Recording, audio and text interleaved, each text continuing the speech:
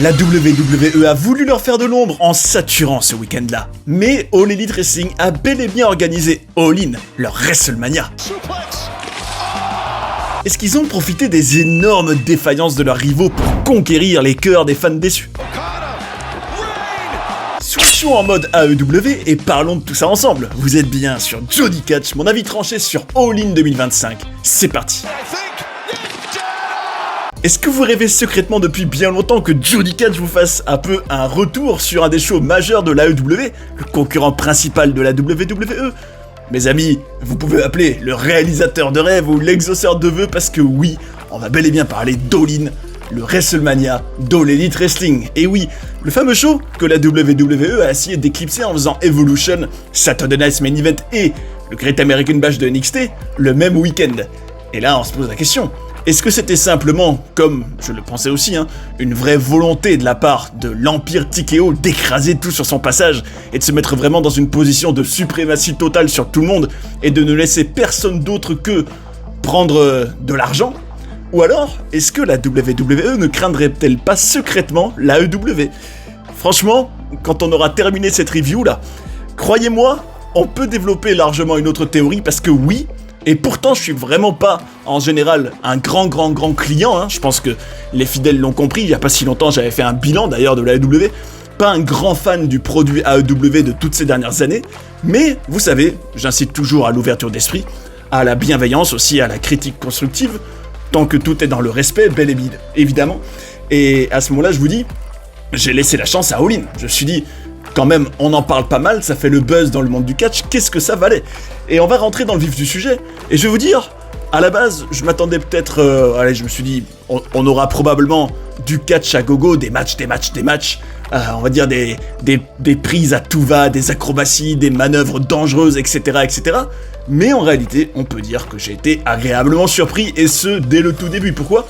Parce que, déjà, package de début, on nous rappelait vraiment toutes les rivalités en cours. Alors, très bien pour quelqu'un qui serait un peu loin du produit AEW pendant un certain temps, d'être un peu, on va dire, réactualisé, rafraîchi, mis à jour sur ce qui se passe. On voyait par exemple la feud entre Hangman, Adam Page et Jon Moxley pour le titre principal, où Hangman avait même été scotché sur la bouche et tout. Je me suis dit, waouh, ça c'est quand même original.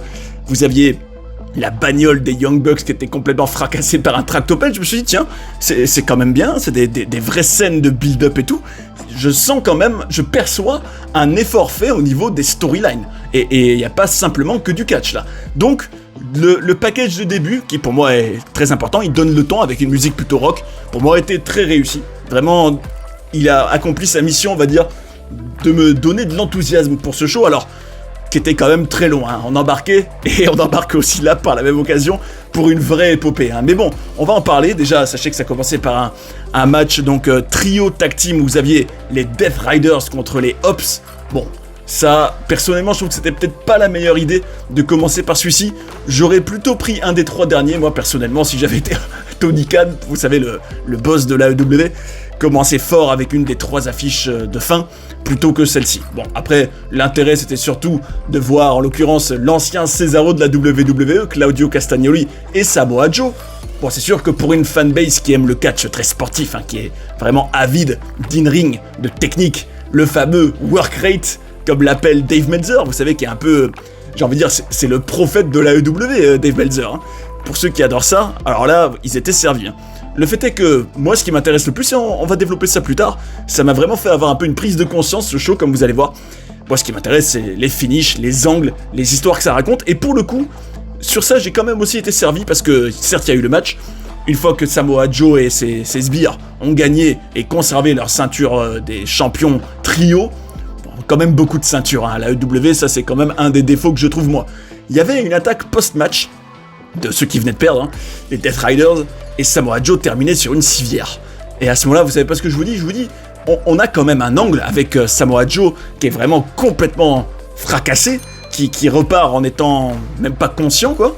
Et je me suis dit, là, on crée vraiment de la hit, comme on dit, pour les heels, c'est-à-dire qu'on les rend vraiment hyper détestables.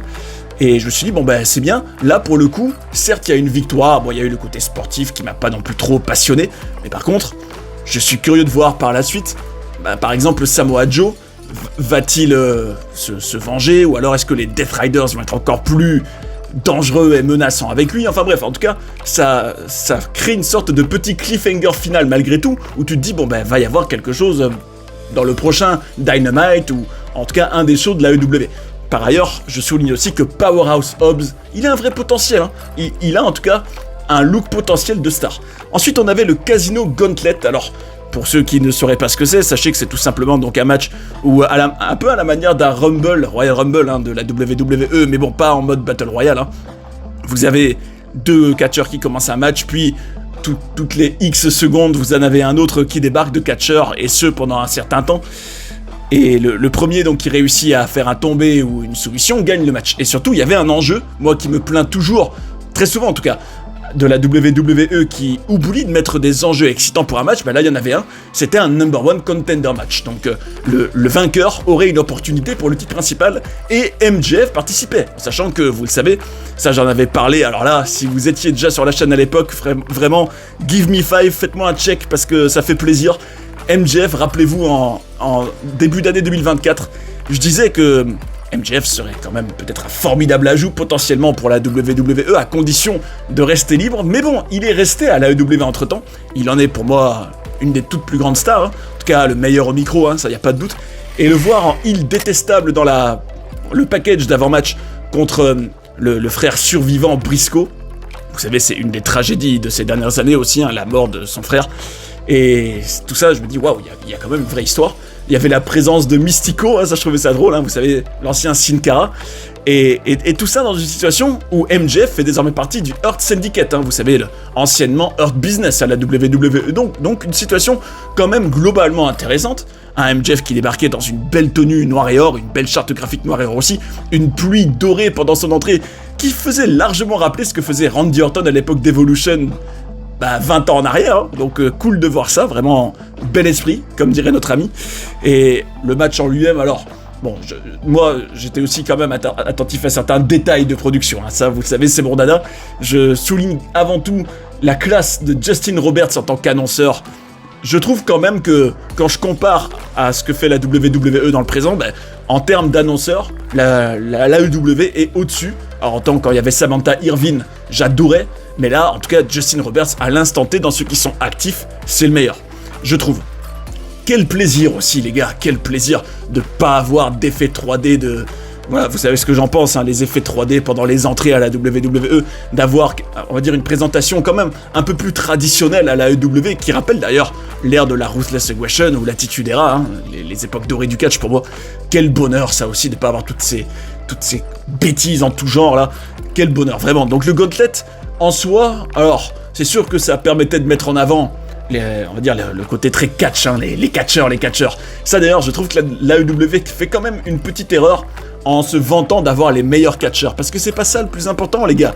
Oui, peut-être pour votre fanbase que vous avez déjà, oui, mais pour des fans que vous tentez de conquérir pour venir regarder votre show, entre parenthèses, moi par exemple, Johnny Catch, moi c'est pas ça qu'il faut me vendre. Il faut me vendre des stars, il faut me vendre des histoires. Mais bon, il y en avait quand même, parce que MJF par exemple, tout le long du match, je l'ai trouvé très bon dans le selling, la psychologie, les expressions du visage.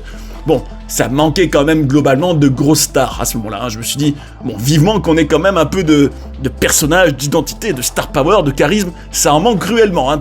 Tous ces catcheurs c'est bien beau, mais donnez-moi des stars s'il vous plaît. D'ailleurs, à ce moment-là, vous savez pas ce que je vous dis? Je vous dis que le spot du Suicide Dive, hein, qu'on voit vraiment aussi bien à la WWE que à la AEW, n'est-il pas devenu le spot le plus cheap et le plus random possible de nos jours? Vous savez, le fameux où t'as le catcheur donc, qui plonge à travers les cordes vers l'extérieur, on voit ça tellement souvent, ça en devient vraiment totalement banal, alors qu'il y a une époque ça ne l'était pas, hein. Sinon, petite mention honorable pour le buff Brody King, qui est quand même un buff méga tatoué, et aussi pour The Beast Mortos. Alors je connaissais pas du tout, je vous l'avoue, mais un vrai personnage, hein, celui-ci avec un masque et tout, sorti tout droit d'un jeu vidéo. Mais en tout cas, voilà, beaucoup de catcheurs, mais en fin de compte, c'est bel et bien le charisme et le star power qui a été récompensé, parce que MJF, quand bien même il n'a pas un physique très intimidant, pour moi, c'est quand même une star. MJF ne serait-ce que par sa personnalité. Donc, victoire de MJF, et à ce moment-là, je me disais quand même, bon, pour le moment, bon, c'est bien que MJF ait gagné, il aura une opportunité pour le titre, il redeviendra peut-être champion, en tout cas, il sera autour du titre principal, ce qui est sa place pour moi, hein. Pour moi, il est un des catcheurs les plus importants de cette fédération. Mais à ce moment-là, vous savez pas ce que je vous dis. Je vous dis que pour le moment, je me disais, là, c'est sûr que des fans qui regardent déjà la WWE peuvent être conquis, parce qu'ils adorent eux aussi le in-ring. En gros, pour les fans du web, pour les marks, vous savez, là, c'est du bonbon. Mais par contre, je me disais, pour le moment, ce que j'ai vu ne permettrait pas de conquérir les casuals. Vous savez, ceux qui regardaient par millions le catch des années et des années en arrière. Et à ce moment-là, je vous dis, est-ce que la suite du show a réussi à relever ce défi ?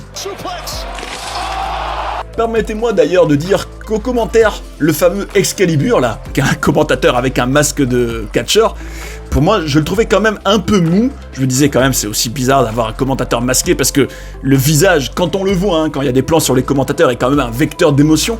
Pourquoi se priver de ça ? Je trouvais aussi Tony Schiavone, hein, qui est pourtant une légende, hein, ancien commentateur de la WCW jadis, je le trouvais aussi un peu mou, je sais pas ce qu'ils avaient là. Ils avaient peut-être besoin d'un petit shot d'énergie là. Ils ont peut-être pas bu leur jus d'aloe vera, j'en sais rien, mais en tout cas, c'était un peu décevant les commentateurs. Mais bon, le reste du show, en tout cas, vous allez voir, c'est une montée en puissance. Vous aviez un Fatal 4-Way pour le titre TNT, alors c'est sûr qu'il y a beaucoup de ceintures à la AEW, mais pour moi, le match là, c'était pas le plus important. C'était surtout l'annonce de celui qui était le détenteur de la ceinture avant de devoir la rendre vacante pour ce all-in là, Adam Cole. Vous savez, Adam Cole, qui a aussi été à la WWE d'ailleurs, qui a annoncé qu'il avait une grave blessure qui l'obligeait à rendre sa ceinture vacante, voire même potentiellement à prendre sa retraite. C'était peut-être la fin de sa carrière, il en était pas sûr, hein. En tout cas, elle est en suspens, ça c'est clair et net, et c'était quand même un moment d'émotion. Je me suis dit, bon, au moins, dans le registre des émotions, là, l'AEW créer un vrai show, en l'occurrence avec un moment quand même réel de la vraie vie, avec un de ces catcheurs qui semble devoir nous faire faux bond malgré lui. Mais à ce moment-là, je trouvais que c'était quand même très paradoxal d'avoir les catcheurs, enfin les fans de catch qui chantent pour les catcheurs, et en l'occurrence pour Adam Cole, « Thank you Adam », alors que pendant des années et des années, ils étaient les premiers à chanter quand ils faisaient des spots méga dangereux. Et à ce moment-là, moi je trouve que cette scène, c'est comme un symbole de tout ce qui ne va pas seulement à la AEW, mais dans le catch moderne. Quand vous faites des spots à gogo, des acrobaties à tout va, de plus en plus dangereuses, parce qu'une fois que t'en as vu, on va dire, plusieurs éditions du même spot ou de la même prise, bah il faut aller toujours plus loin, parce qu'on s'habitue à tout. Et ça, pour moi, c'est une course à la mort. Et malheureusement, on est voué à vivre un tas de scènes de ce genre-là, avec des catcheurs qui prennent leur retraite beaucoup trop jeunes, parce qu'ils se sont mis beaucoup trop en danger, tout ça pour satisfaire une fanbase de Mongoliens. Excusez-moi, pour moi c'est des Mongoliens. Je suis peut-être un peu brutal, mais pour moi, regardez, la conséquence de ça, c'est un homme qui souffre. En l'occurrence, c'est un homme qui se met en danger, qui est obligé de renoncer à son rêve, qui perd peut-être son emploi. Tout ça parce qu'il a voulu pendant des années faire plaisir à coups de spot à gogo à des demeurés, alors que le catch c'est pas ça. Et ça, je tiens quand même à le dire, autant j'ai globalement apprécié ce show, autant ça, c'est un aspect dont l'AEW, au moins l'AEW, doit complètement se débarrasser. C'est très mauvais. C'est très mauvais parce que, en continuant à avoir un catch, on va dire, très très très acrobatique et très dangereux pour ses acteurs, on est voué à perdre la moitié du roster et à avoir des blessures tout le temps, hein. Et ça, c'est pas ce qu'on veut normalement en tant que promotion. Enfin bref, on est ensuite justement dans la même veine de ce catch-là, même si je dois quand même souligner que le 4-Way pour le titre TNT a été gagné, alors tenez-vous bien, par Dustin Rhodes, le demi-frère de Cody Rhodes, dont c'était la première ceinture là à l'AEW. Moment d'émotion, un Dustin Rhodes qui était très ému de gagner ce titre, et franchement, en voyant ça, je me disais, bon, bah, j'ai quand même envie de voir la suite. Ça me donne envie de regarder le prochain Dynamite, ou en tout cas, peut-être le prochain pay-per-view de l'AEW, parce que je suis bien curieux de ce que Dustin Rhodes, fils aussi de Dusty Rhodes, hein, va bel et bien pouvoir faire avec ça. Et c'était quand même un clin d'œil assez symbolique que lui aussi, donc, vive ce moment d'émotion, j'ai envie de vous dire, presque 1 an et demi après celui de son frère. Le fait est qu'après on avait un Young Bucks contre Swerve Strickland et Will Ospreay, avec un enjeu, parce que c'est vrai que s'il n'y avait pas eu d'enjeu là, franchement j'aurais pas eu trop envie de le regarder. Un enjeu assez important, tenez-vous bien, si Strickland et Ospreay ne gagnaient pas ce match, ils n'auraient pas le droit de challenger pour le titre par équipe pendant 1 an. Par contre, les Young Bucks, en perdant ce match, perdraient leur statut d'EVPs, vous savez, d'Executive Vice Presidents, parce que oui, ils font partie des fondateurs de l'AEW, ils en sont parmi les exécutifs, tout comme l'était Cody Rhodes, tout comme l'est aussi Kenny Omega. Donc, un vrai enjeu qui pourrait mettre en danger leur pouvoir, leur puissance au sein de cette entreprise. Et là, je me suis dit, bon, il y a de l'excitation là. Là, encore une fois, on exploite tout ce que la WWE ne fait plus, malheureusement. On met un enjeu pour rendre, on va dire, le match quand même intéressant. Et à ce moment-là, j'ai pris une claque. Pourquoi ? Alors, écoutez-moi ça. Will Ospreay a fait une entrée inspirée d'Assassin's Creed. Alors, pour tout vous dire, c'est un de mes jeux préférés. Assassin's Creed, toute la saga Assassin's Creed. Et là, carrément, on avait une entrée japonaise en mode Assassin's Creed Shadows, qui est sortie il y a pas longtemps, avec la musique d'Assassin's Creed, qui était sponsor du show d'ailleurs, puisqu'on nous annonçait la promotion moins 25% sur le jeu dans la foulée. Et on avait des personnages avec des katanas déguisés donc en tenue japonaise, inspirée du jeu. Will Ospreay qui arrivait, on aurait dit Ezio Auditore, j'ai envie de vous dire, pour ceux qui connaissent le jeu. En gros, un des personnages principaux, il entrait en mode assassin, il y avait tout un jeu avec les pyros, je me suis dit, bon ben là, j'ai un grand spectacle, je suis le plus heureux.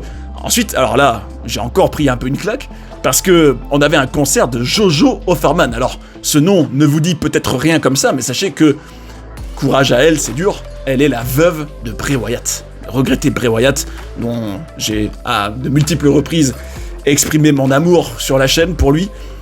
Quand même très, très fou de la voir faire un concert. Et d'ailleurs, ça me permet aussi de souligner qu'à la WWE, on n'a quasiment plus jamais de concert, sauf peut-être un jelly roll par-ci par-là, mais c'est très très très faiblard. Alors que ce all-in là était vraiment truffé de concerts et de moments spectaculaires. Je me suis dit, waouh, moi qui m'attendais à ce qu'il y ait vraiment que du catch, bah non, là on a eu une belle entrée, on a eu un concert, avec dans la foulée l'arrivée de Swerve Strickland, et je me suis dit, franchement, il y a des vrais efforts de production indéniables, à l'image d'ailleurs de l'arrivée des Young Bucks carrément sur un bateau. Alors non, ils n'ont pas rempli l'arène d'eau, je vous rassure. Mais par contre, ils avaient donc des types qui les portaient sur un bateau vers le ring, eux qui se plaçaient un peu en père fondateur de l'Amérique. Et je me suis dit, waouh, qu'est-ce que c'est original, c'est bien. Autant les Young Bucks, alors là je serais le premier à dire que c'est pas du tout des stars, que c'est des types, je veux dire, tous les jours dans la rue, si je sors, j'en croise des plus charismatiques qu'eux. Mais par contre, ils avaient une vraie gimmick là, ils avaient une gimmick de, oui, on est les méchants EVPs, on a un côté un peu, oui, fondateur, l'Amérique, etc. Je me suis dit, waouh, il y a en tout cas un vrai concept. Bon, le match en lui-même, manœuvre à gogo, tout ce qu'on pouvait attendre de cette affiche. Alors pour un fan de l'AEW, c'était, j'ai envie de dire, l'orgasme là pour eux. Et c'est vrai que si t'es en mode, ouais, moi je veux voir un maximum de prises, je veux voir du work rate à la Dave Meltzer, bah là, t'étais servi. Mais moi, tout ce qui m'intéresse par-dessus tout, et c'est ça ma prise de conscience que je vous disais tout à l'heure, c'est que je me rendais compte pendant, bon, moi, toutes les prises, c'est bien beau, je m'en tape un peu. Moi, je veux savoir comment l'histoire se termine, ou du moins, qu'est-ce qui sert l'histoire, qu'est-ce qui fait avancer l'histoire. Par exemple, qui est intervenu, comment l'histoire s'est terminée, enfin, comment le match s'est terminé en vue de la suite de l'histoire, ou du dénouement, la psychologie. Et c'est ça surtout qui m'intéressait le plus. Je me suis dit finalement le catch pour tout ce qui est, on va dire, fans plus casual, qui ne sont pas les purs marks, bah finalement c'est toujours le finish et le dénouement des matchs qui nous intéressent le plus, normalement. Sauf si justement le match est tellement captivant en termes de psychologie, d'émotion, de storytelling pendant, que même le déroulement est incroyable. Et ça c'est vraiment la marque des plus grands, vraiment des tout plus grands, je trouve. Sinon, je me disais, Will Ospreay, à l'image de son entrée d'Assassin's Creed, là, qui était génial, c'est vraiment du catch de jeu vidéo, c'est genre j'exécute telle prise. On a l'impression, en fait, quand tu regardes Will Ospreay, que t'as une manette, que t'appuies sur telle touche, il fait telle prise. Pouf, on pose un peu le temps de faire de remonter la barre, vous savez, d'énergie et de santé. Puis pouf, on appuie sur les touches et il fait la touche suivante. C'est vraiment un catch jeu vidéo, son catch à lui. Sinon, je soulignerais, ça c'est quand même assez étonnant, qu'avec Swerve, là, ils ont fait un double Styles Clash sur les Young Bucks, vous savez, la prise d'AJ Styles, et c'est bel et bien eux qui ont gagné. Donc, quand même, un vrai choc, une vraie révolution. Les Young Bucks ne sont plus les EVPs de l'AEW. Et là, je me suis dit, waouh, j'ai quand même envie de voir eux qui étaient depuis toutes ces années, donc en tout cas, au moins dans le kayfabe, des figures limite d'autorité à l'AEW, en tout cas des figures importantes d'un point de vue purement management. Rappelons-nous d'ailleurs tous les problèmes qu'il y a eu autour de CM Punk jadis. Eux là, ça y est, ne sont plus au pouvoir. Qu'est-ce qui va se passer ? On a l'impression d'avoir vécu un peu une libération de l'AEW, une révolution intérieure où on a libéré la fédération de la domination des Young Bucks. et bon, je vais parler un peu du main event, mais aussi de Jon Moxley, à la manière un peu de Roman Reigns et de sa Bloodline qui ont tyrannisé la WWE pendant des années. J'ai l'impression qu'on a un peu vécu le WrestleMania 40 de l'AEW, mais on va en parler après. Sinon vous aviez le match, alors tenez-vous bien, cette fois-ci Casino Gauntlet, mais pour les femmes. Bon, on va pas trop traîner sur ce match, victoire d'Athena, qui devient par la même occasion donc number one contender pour le titre féminin. Athena, non génial, hein. Je suis grand fan, ancienne Ember Moon à la WWE, alors Athena c'est beaucoup mieux, qui est déjà championne de la Ring of Honor, et qui va potentiellement pouvoir mettre en jeu une autre ceinture pour celle qui se dispute le titre principal de la AEW plus tard dans la soirée, on va en parler. En attendant donc une autre étape, c'était une autre étape vers les matchs les plus importants, hein. C'était match pour le championnat tag team. Alors l'intérêt principal pour moi c'était de voir Bobby Lashley, qui fait partie du Earth Syndicate, contre les équipes Jet Speed et Patriarchy. Et franchement je trouve que c'est un peu du gâchis de mettre Bobby Lashley en catch par équipe, alors que c'est une des méga stars pour moi de la AEW. Mettez-le en solo, à moins que ce soit bel et bien le projet, mais qu'on prenne le temps. Est-ce que le projet long terme c'est de faire Bobby Lashley contre MJF pour le titre ? Très bien possible, ce serait d'ailleurs une super affiche. Au moins, à défaut d'être dans la division solo, Bobby Lashley élève la division tag team avec le Earth Syndicate. Et d'ailleurs, un truc que j'ai quand même beaucoup aimé, c'est que le patriarcat là, c'est Christian Cage, vous savez, Christian hein, de la WWE, avec son fils. Alors là, vous vous rendez compte, un père et son fils qui catchent dans la même équipe, c'est pas tous les jours qu'on voit ça, hein. Et d'ailleurs, c'est les Earth Syndicate qui ont conservé leur ceinture, mais surtout, il y a eu un angle final. Et une fois de plus, j'applaudis Tony Khan et la AEW, c'est pas tous les jours que je fais ça. Pourquoi ? Parce qu'on n'a pas seulement eu le match et le côté sportif, non, on a eu une vraie scène qui a servi l'histoire à la fin. Puisque, écoutez-moi ça, le fils de Christian s'est retourné contre Christian. En l'occurrence, Nick Wayne il s'appelle.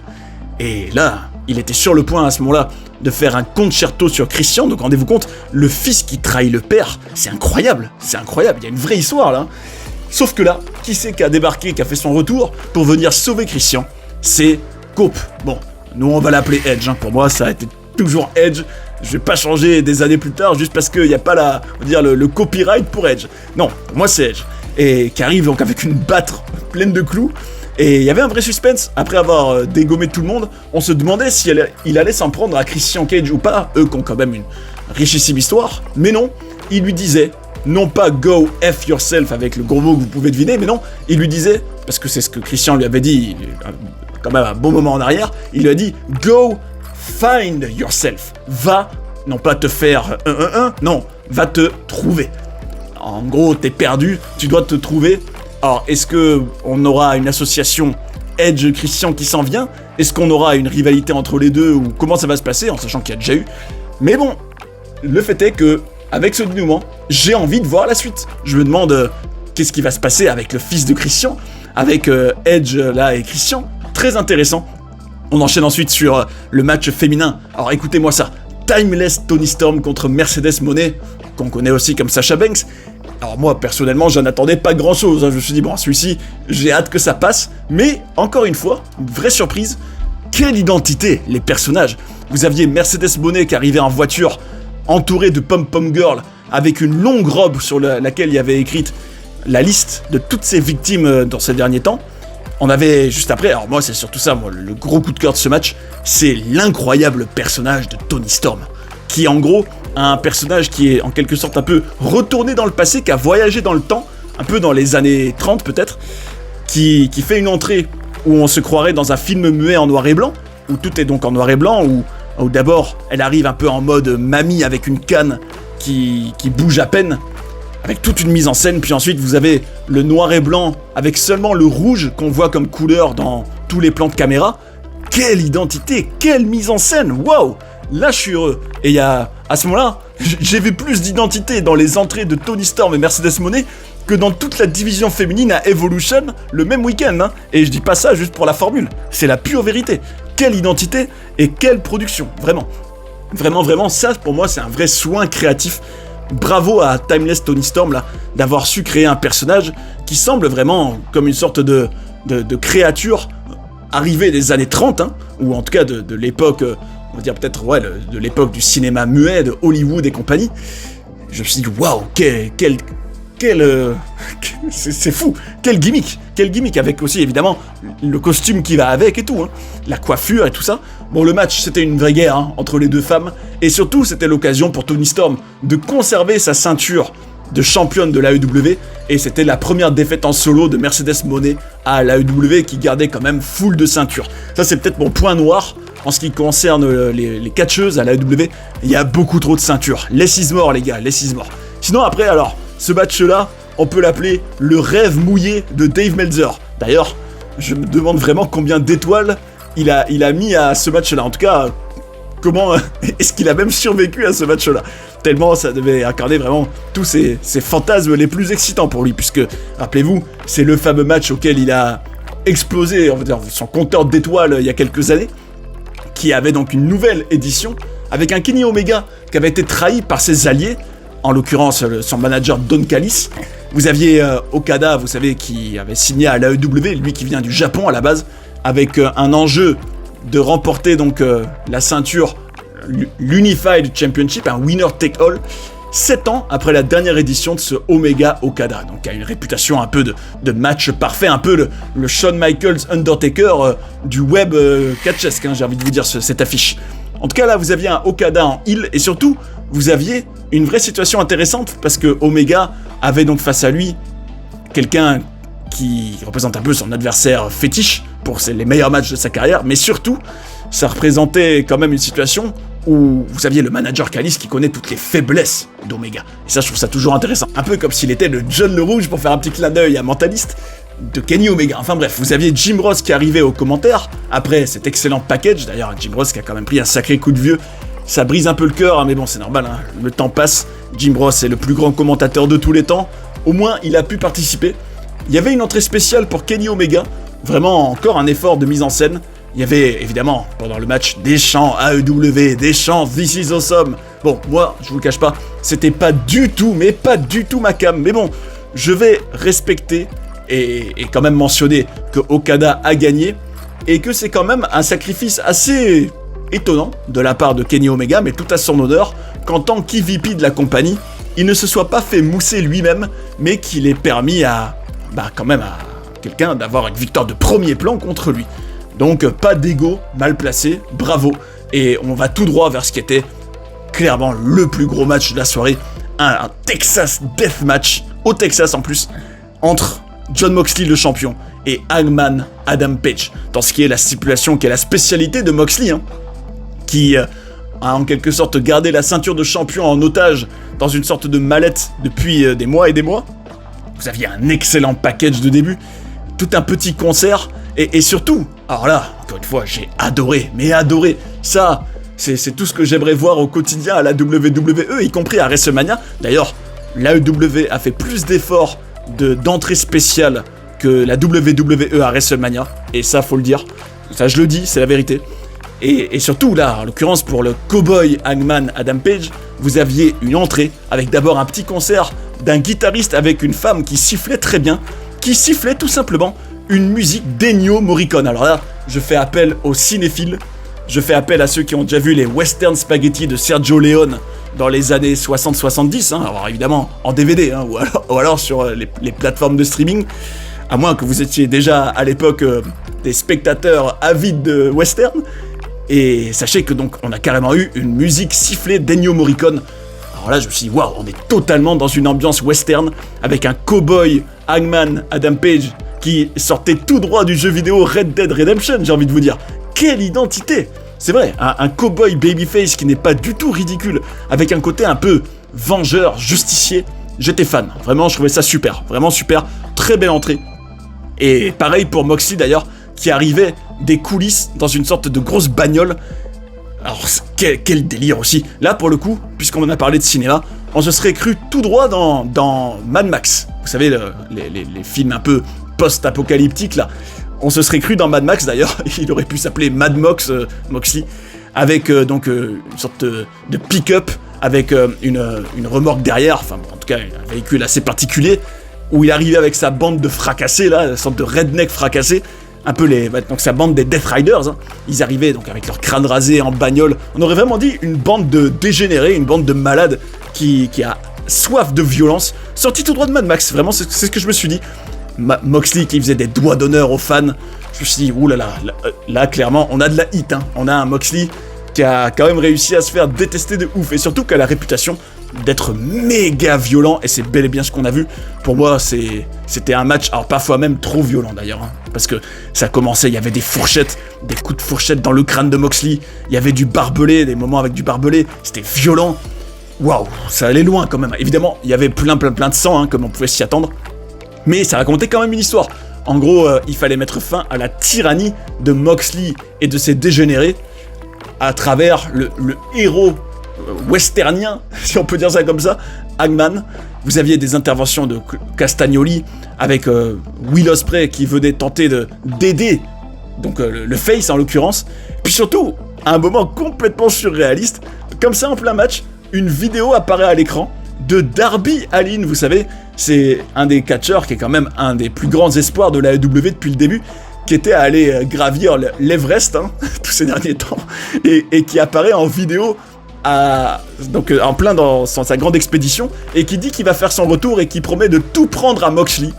Et là, à ce moment-là, c'était la folie. Vous aviez intervention d'un homme mystère qui s'avérera être Bryan Danielson. Vous savez, Daniel Bryan, qui a pris sa retraite déjà, hein, parce que vous savez, les fameux Death Riders de Moxley, là, c'est eux qui ont mis fin à sa carrière. Et il venait quand même pour intervenir.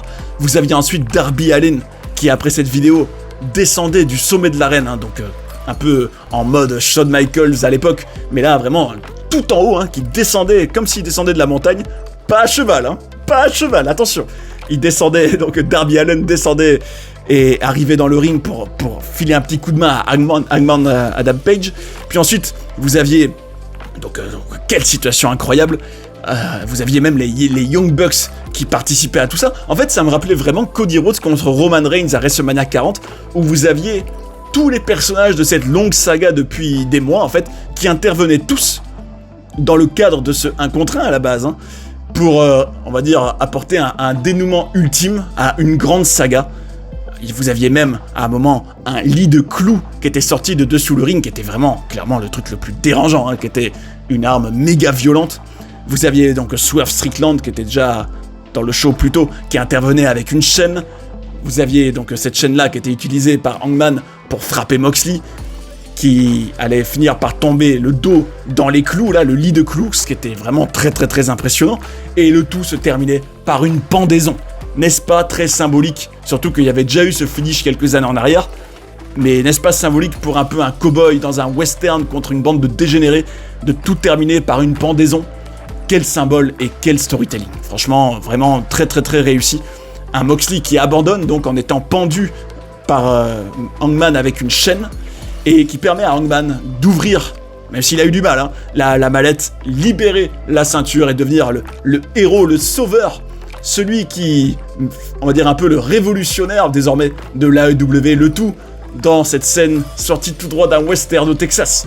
Et à ce moment-là, je me suis dit, mais tout ça, c'était vraiment un show AEW. Oui. C'était rempli d'histoires, d'angles, de storytelling, de moments émouvants, d'efforts de production, de mise en scène.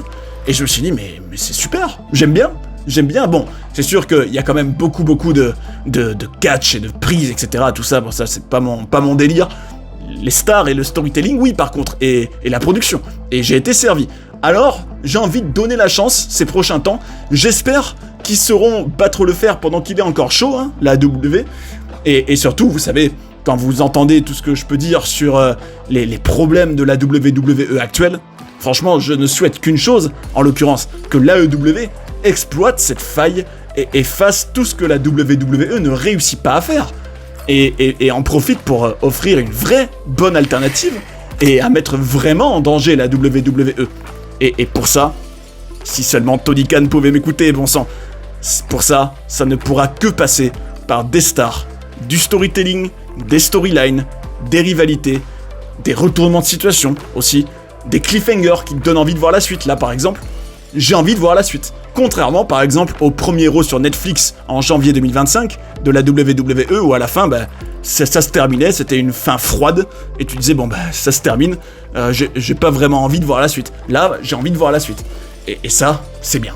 Donc, Un Johnny qui a été plutôt emballé par ce all-in, en tout cas agréablement surpris, hein, largement, alors que j'en attendais vraiment pas grand-chose. Hein, et qui peut-être, si en tout cas c'est votre vœu ça aussi, l'exaucera, peut-être donnera la chance à la AEW ces prochains temps. En tout cas, mes amis, dites-moi si vous avez regardé ce all-in, si je vous ai peut-être donné envie d'aller jeter un œil, ce serait bien. Et en tout cas, partagez, et j'en profite pour vous dire un grand merci pour vos retours, vos commentaires, tout ce que vous partagez. C'est un plaisir, ça aide la chaîne, donc n'hésitez pas. Et espérons que l'AEW réussisse là où la WWE échoue depuis des mois et des mois. D'ailleurs, si vous avez envie de découvrir des documentaires sur des personnages incroyables ou d'apprendre plein de coulisses et de controverses de la WWE, j'ai tout ce qu'il vous faut ici. J'espère que vous avez passé un bon moment devant cette vidéo et je vous invite à rester sur Johnny Catch pour en voir d'autres. A tout de suite. And that's the bottom line, 'cause Stone Cold said so.